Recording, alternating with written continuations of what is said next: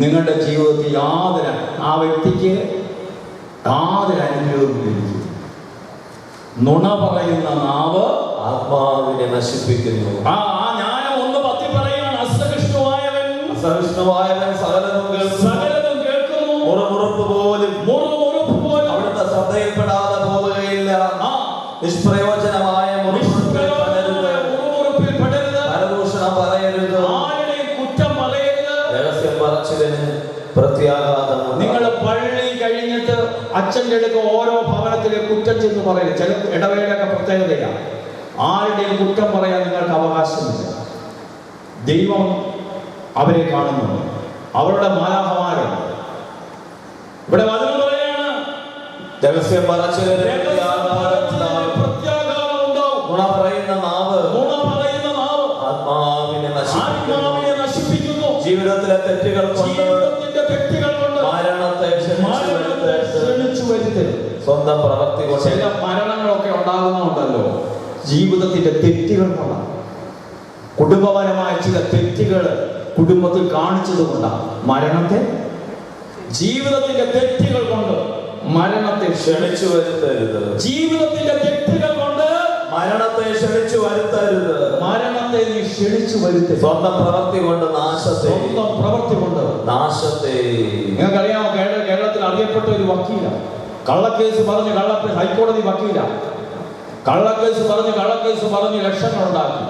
ഏറ്റവും നാവ് മൊത്തം ക്യാൻസറായി ആണ് മരിച്ചത്. ജീവിതത്തിന്റെ തെറ്റുകൾ കൊണ്ട് നീ മരണത്തെ ക്ഷണിച്ചു വരുത്തരുത്. ചില രോഗങ്ങളൊക്കെ ജീവിതത്തിന്റെ തെറ്റുകൾ കൊണ്ട് വന്നതാണ്. ചില രോഗങ്ങളൊക്കെ ജീവിതത്തിന്റെ തെറ്റുകൾ കൊണ്ട് മരണത്തെ ക്ഷണിച്ചു വരുത്തരുത്. വലതുവരെ പറ, ജീവിതത്തിന്റെ തെറ്റുകൾ കൊണ്ട് മരണത്തെ ക്ഷണിച്ചു വരുത്തരുത്. സ്വന്തം പ്രവൃത്തി കൊണ്ട്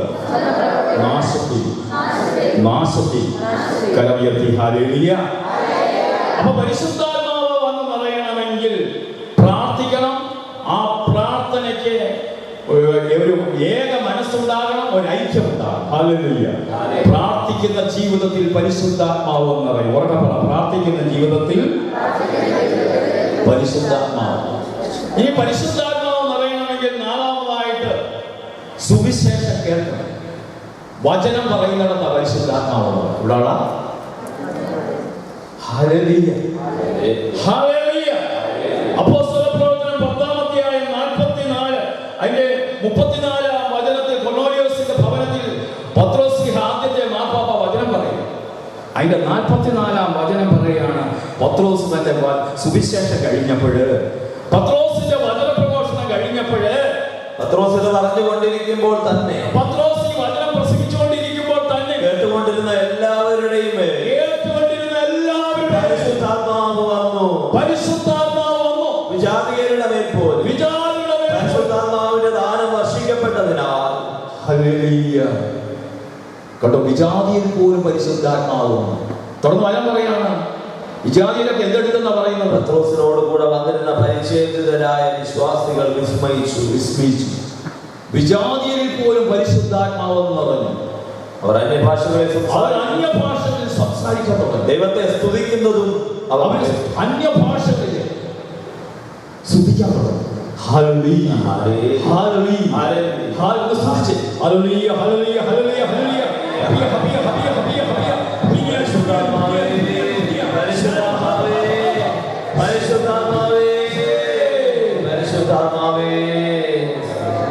അന്യഭാഷകളിൽ സംസാരിക്കാൻ തുടങ്ങി. ഹല്ലേലൂയ, ഹല്ലേലൂയ. സ്വരമയത്തെ ഹല്ലേലൂയ. പരിശുദ്ധാത്മാവ് നിറയണമെങ്കിൽ സുവിശേഷം കേൾക്കണം. പറഞ്ഞു. ഇനി നാലാമതായി ചോദിക്കണം. ലൂക്കാ 11:13. ലൂക്കാ സുവിശേഷം 11:13. പരിശുദ്ധാത്മാവ് നിറയണമെങ്കിൽ നിങ്ങൾ പരിശുദ്ധാത്മാവിനെ ആത്മാവെ എന്നിൽ വന്ന് നിറയണമെങ്കിൽ ചോദിക്കണം. എന്നുള്ളിൽ നിന്നും വസിച്ചിടുവാൻ സ്വർഗ മണ്ഡപം വിട്ടിറങ്ങി വന്ന ഉന്നതനാം തങ്ക പ്രാവേലി വന്നെന്നിൽ എന്നോ അധിവസിക്ക തങ്കച്ചിറകടി എത്ര നാൾ കേട്ടിട്ടും ശങ്ക കൂടാതെ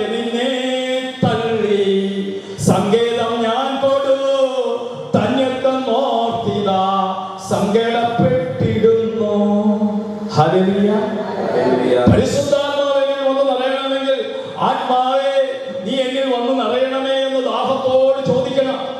അതുകൊണ്ടാണ് ലൂക്കാ 11:13 പറയുകയാണ്. എന്താ പറയുന്നത്? മക്കൾക്ക് നല്ല ദാനങ്ങൾ നൽകാൻ ദുഷ്ടരായ നിങ്ങൾക്ക് അറിയാമെങ്കിൽ സ്വർഗസ്ഥനായ പിതാവ് തന്നോട് ചോദിക്കുന്നവർക്ക് എത്ര അധികമായി പരിശുദ്ധാത്മാവിനെ നൽകുകയില്ല. അപ്പൊ പരിശുദ്ധാത്മാവ് വന്ന് നിറയുമ്പോഴാണ് ദാഹിക്കണം. ദാഹമുള്ളവരുടെ ജീവിതത്തിലേക്ക് ആത്മാവേ എന്റെ കുടുംബത്തിൽ പരിശുദ്ധാത്മാവ് നിറയണമേ. നിങ്ങൾ മക്കളൊക്കെ ദാഹിക്കണം, കുഞ്ഞുങ്ങളൊക്കെ ദാഹിക്കണം. പരിശുദ്ധാത്മാവിന് വേണ്ടി ദാഹിച്ചാലുണ്ടല്ലോ നിന്റെ ജീവിതത്തിൽ എല്ലാ കാര്യങ്ങളും നടക്കും. ഒരു മോള് പറഞ്ഞു, അവിടെ വേളാങ്കണ്ണി വന്നതാ. ആ കൊച്ചിന്റെ അപ്പനും അമ്മയും റബ്ബർ വെട്ടുന്ന ഈ റബ്ബർ ടാപ്പിംഗ് തൊഴിലാളികൾ. ഈ കുഞ്ഞ് 10ാം ക്ലാസ്സിൽ പഠിക്കുമ്പോഴേ, ഞാനിപ്പോൾ വേളാങ്കണ്ണിയിൽ സൗജന്യമായിട്ട് കുറെ പേരെ 3-4 പേരെയൊക്കെ കൊണ്ടുപോകും. അപ്പൊ അവരെ ഇങ്ങനെ സൗജന്യമായിട്ട് എന്ന് പറഞ്ഞാൽ നമ്മൾ മറ്റുള്ളവർ സഹായിക്കുന്ന അനുസരിച്ച് കൊണ്ടുപോകും. അങ്ങനെ ഈ മോൾ എന്നോട് പറഞ്ഞ്, പിന്നെ കുണ്ടിമാത പള്ളിയോട് 8 വർഷത്തിന് മുമ്പുള്ള യാത്രയിൽ എന്നോട് പറഞ്ഞു, മോളെ ബ്രദറെ ഞാൻ 10ാം ക്ലാസ്സിൽ പരീക്ഷ എഴുതിയിട്ടിരിക്കുകയാണ്, എനിക്കൊരു നേഴ്സ് ആകണമെന്ന് ആഗ്രഹം. എൻ്റെ അപ്പനും അമ്മയ്ക്കും നേഴ്സിംഗ് വിടാനുള്ള പണമൊന്നും ഇല്ല. ഞാൻ അവിടെ തലയിൽ കഴിച്ചിട്ട് പറഞ്ഞു, നീ ഡോക്ടർ ആകുന്നതായിട്ടല്ല ഞാൻ കാണുന്നത്. അയ്യോ ബ്രദറെ അതെങ്ങനെ സംഭവിക്കും? ഞാൻ പറഞ്ഞു സംഭവിക്കുമെന്ന് പറഞ്ഞു. ആ കൊച്ച് 10ാം ക്ലാസ്സിന് എല്ലാത്തിനും A+, +2 അതുപോലെ മേടിച്ചു. എൻട്രൻസ് പരീക്ഷയ്ക്ക് എന്നോട് ചോദിച്ചാൽ ഞാൻ പ്രാർത്ഥിച്ചു, വചനം കൊടുത്ത് പ്രാർത്ഥിച്ചു.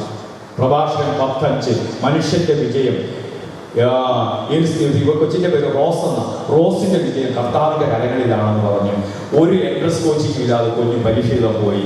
125ാമത്തെ റാങ്ക് കിട്ടി.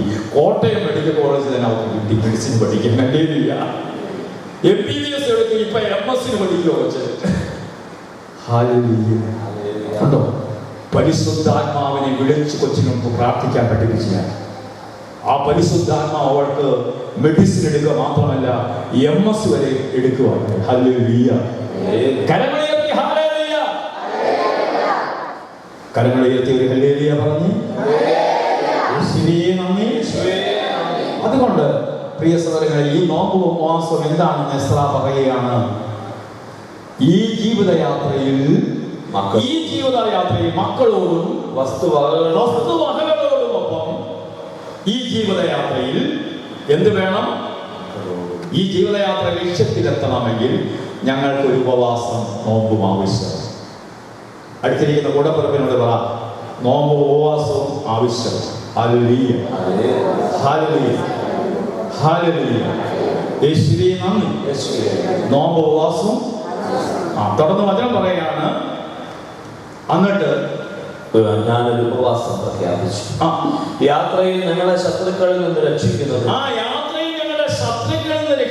ഒരു സംഘം പടയാളികളെയും കുതിരപ്പടയെയും രാജാവിനോട് ആവശ്യപ്പെടാൻ എനിക്ക് ലജ്ജയായിരുന്നു. കണ്ടോ, ഈ യാത്രയിൽ നമ്മളെ രക്ഷിക്കുന്നത് പാലായിലെ പോലീസുകാരല്ല, ഇന്ത്യൻ പട്ടാളക്കാരൊന്നും അല്ല. നമ്മുടെ വിചാരം ഇവരൊക്കെയാണ് നമ്മളെ രക്ഷിക്കുന്നത്. ഇയാൾ പറയുകയാണ്, രാജാവിനോട് പട്ടാളത്തെയും ഒക്കെ ചോദിക്കുന്ന എനിക്ക് ലജ്ജയായിരുന്നു. കാരണം എന്നെ നയിക്കുന്ന എൻ്റെ ദൈവം. Hallelujah, hallelujah. തുടർന്ന് വചനം പറയുകയാണ്, കാരണം ദൈവത്തെ അന്വേഷിക്കുന്നവരുടെ മേൽ അവിടുത്തെ കാരുണ്യം ഉണ്ടായിരിക്കുമെന്നും. നീ ദൈവത്തെ അന്വേഷിച്ചാൽ ദൈവത്തിന്റെ കാരുണ്യം എന്റെ മേലും എന്റെ കുടുംബത്തിന്റെ മേലും ഉണ്ടായിരുന്നു. പ്രിയ സഹോദരങ്ങളെ, നീ ദൈവത്തെ അന്വേഷിച്ചാൽ എന്റെ മേലും എന്റെ കുടുംബത്തിന്റെ മേലും ദൈവത്തിന്റെ അനുഗ്രഹം ഒഴുകും.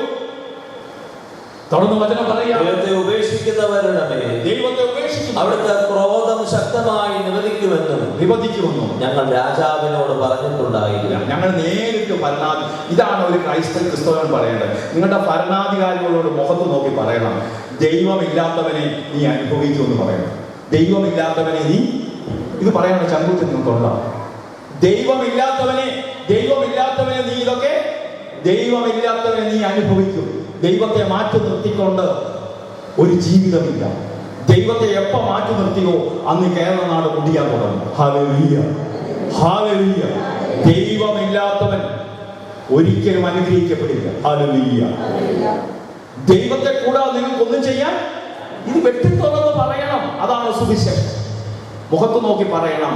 ഭരണാധികാരി നീ ദൈവമില്ലാതെ പോയാൽ നീ അനുഗ്രഹിക്കപ്പെടുകയില്ല. ഹല്ലേലൂയ. ഇതാണ് ഒരു ക്രൈസ്തവൻ, ഒരു കത്തോലിക്ക പറയേണ്ടത്. എത്ര കത്തോലിക്ക ഈ ആർജവമുണ്ട്? ഹല്ലേലൂയ. ഇത് ഇത് ഒരു സുവിശേഷം എന്ന് പറഞ്ഞാൽ കേട്ടിരിക്കുക. സുവിശേഷൻ പ്രവാചകനാണ്. പ്രവാചകനായ പിന്നെ കഴുത്തിന് പിന്നെ തല കാണത്തില്ല. അവിടെ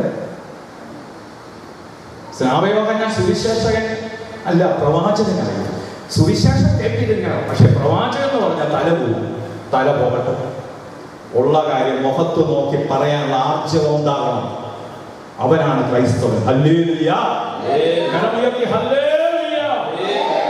ഹല്ലേലൂയ. അപ്പൊ ദൈവമുള്ളവനാണ് നമ്മുടെ നാട് ഭരിക്കേണ്ടത്.